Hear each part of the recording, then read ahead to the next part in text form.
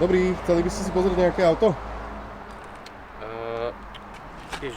Pardon, viete, som sledoval portfólio krypta, jak mi to rastie.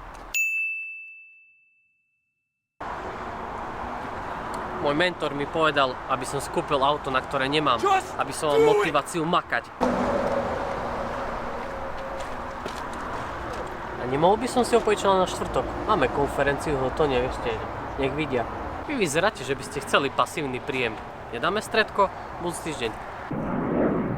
Minulý týždeň vyskočil Bitcoin hore a chcel by som si dopriať za kus ťažké roboty. Do zmluvy na leasing by sme potrebovali uviesť zamestnanie. Čo tam máme napísať?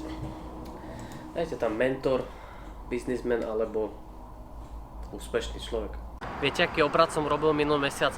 Všetky objednávky, čo mama vrátila na About You, som si dal poslať na svoj účet.